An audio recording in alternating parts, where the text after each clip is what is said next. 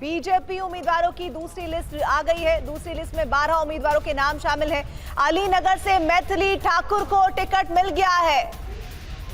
मौजूदा विधायक का टिकट कटा है और अलीनगर से मैथिली ठाकुर को टिकट मिला है। मैथिली ठाकुर कल ही बीजेपी में औपचारिक तौर पर शामिल हुई हैं और लगातार कयास लगाए जा रहे थे कि अलीनगर से वो चुनाव लड़ सकती हैं। बीजेपी ने उन्हें दूसरी लिस्ट में इस सीट से टिकट दी है। दूसरी लिस्ट में 12 उम्मीदवारों के नाम हैं। मैथिली के लिए कहा जा रहा था बार बार। रुपेश हमारे साथ जुड़ गए इस पर बात करने के लिए। रुपेश, आखिरकार ये कयास तब से ही चल रहे थे जब से चर्चाएं थी कि मैथिली ठाकुर अगर बीजेपी में शामिल होती हैं तो अलीनगर से चुनाव लड़ेंगी। और कौन कौन से नाम हैं इसमें जो खास है 12 लोगों की लिस्ट में? देखिए, बिल्कुल मैथिली ठाकुर जब बेनीपट्टी जो मधुबनी जिले की सीट है उसका अनाउंसमेंट होने के बावजूद वो जब बीजेपी में शामिल हुई, उसके बाद ही ये माना जाने लगा कि अलीनगर जो दूसरी सीट है दरभंगा की, वहां से मैथिली ठाकुर को उम्मीदवार बनाया जाएगा।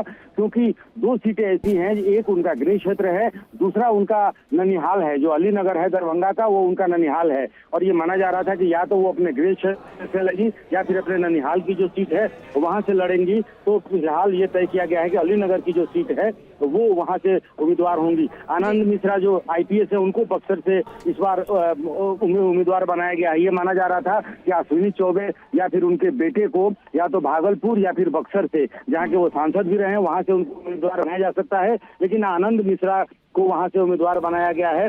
ये महत्वपूर्ण है। फिलहाल सबसे इस लिस्ट में जो सबसे महत्वपूर्ण है वो है बाढ़ की सीट। अगर बाढ़ की सीट देखेंगे तो बाढ़ से जो सिटिंग एमएलए हैं ज्ञानेंद्र सिंह ज्ञानू का टिकट कट गया है इस लिस्ट में। यह जो 12 की लिस्ट है, इस लिस्ट में सबसे महत्वपूर्ण है ज्ञानेंद्र सिंह ज्ञानू का टिकट कटना। वहां से उनका टिकट इस बार कट चुका है। और मुजफ्फरपुर से भी सबसे महत्वपूर्ण है कि मुजफ्फरपुर से जो सुरेश शर्मा को ये पता चल गया था कि उनकी सीट चली जा चुकी है। लिहाजा भारतीय जनता पार्टी के प्रदेश कार्यालय में उनके लोग पहुंचे थे, वहां पर हंगामा कर रहे थे। उनको ये इल्म हो गया था कि उनकी सीट कट रही है। तो मुजफ्फरपुर से सुरेश शर्मा का टिकट कटना और बाढ़ से ज्ञानेंद्र सिंह ज्ञानू का टिकट कटना, इस लिस्ट की जो सबसे अहम जो 3 बातें हैं वो ये हैं कि अलीनगर से मैथिली ठाकुर को उम्मीदवार बनाया गया है।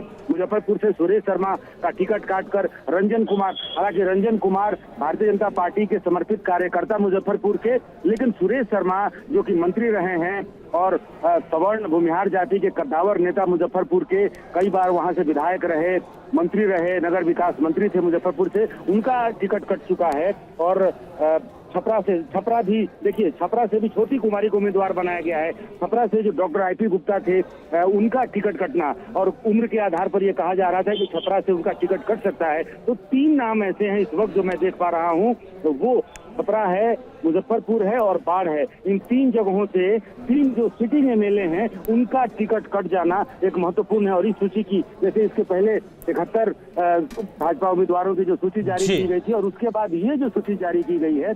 अच्छा रुपेश, एक बार फिर से आप कंफर्म करिए, छपरा से जो टिकट कटा है उनका नाम क्या है, किनका टिकट कटा है?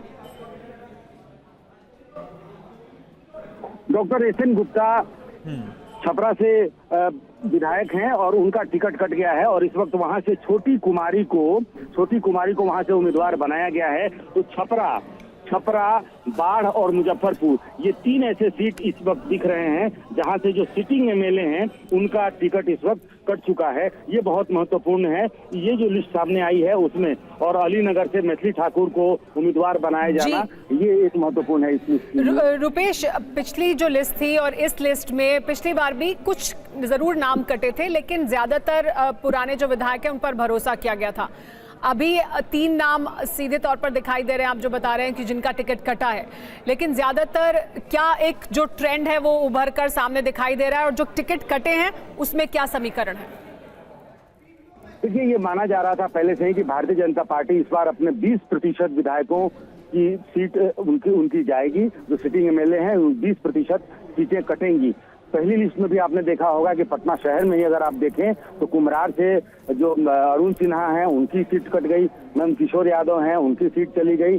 ये महत्वपूर्ण सीटें हैं जो टिकट इनका कट गया। इस लिस्ट में भी देखें तो 12 की लिस्ट है, उसमें 3 ऐसे नाम हैं, 3 ऐसे विधायक हैं जिनके टिकट कट चुके हैं।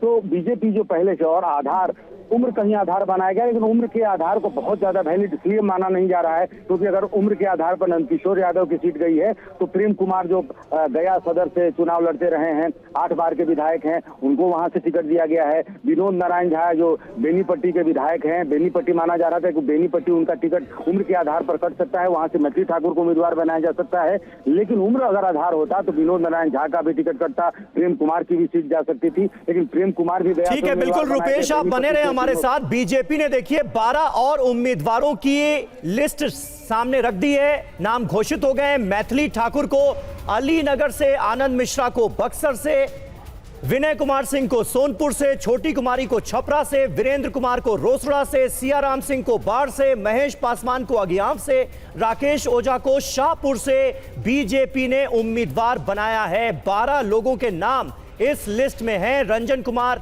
मुजफ्फरपुर से, सुभाष सिंह गोपालगंज से, केदारनाथ सिंह बनियापुर से उम्मीदवार बनाए गए हैं। रामचंद्र प्रसाद को हायाघाट से उम्मीदवार बनाया गया। रुपेश कुमार हमारे संवाददाता लगातार हमारे साथ बने हुए हैं। रुपेश, ये बताइए कि ये जो दूसरी लिस्ट सामने आई है जिसमें 12 सीटों पर उम्मीदवार घोषित किए हैं बीजेपी ने, किस तरह के जातिगत समीकरणों को साधती हुई बीजेपी नजर आ रही है?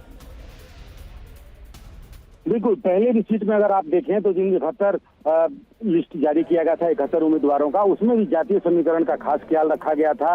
और उसमें भी जिस तरह से सवर्ण जातियों को जिस तरह से 11, उस वक्त भी आप देखें 11 भूमिहार जाति से, 17 राजपूत जाति से, ब्राह्मण भी थे और अति पिछड़ा को भी टिकट दिया गया था। या 12 में भी अगर देखें तो इस लिस्ट में भी, हालांकि लिस्ट ये छोटी है, अभी 30 की लिस्ट आनी थी, लेकिन 12 की लिस्ट फिलहाल अभी जारी की गई है, यानी कि तीसरी लिस्ट भी आ सकती है, या फिर अगर इस तरह से 12-10 करके देंगे तो चौथी लिस्ट भी आ सकती है। लेकिन ये समझा जा रहा है कि कम से कम 17 तक, जो पहले चरण में 17 तारीख तक ही नामांकन दाखिल करने की आखिरी तारीख है। रुपेश, और बक्सर से पूर्व आईपीएस ऑफिसर हैं आनंद मिश्रा, उनको टिकट दिया गया है।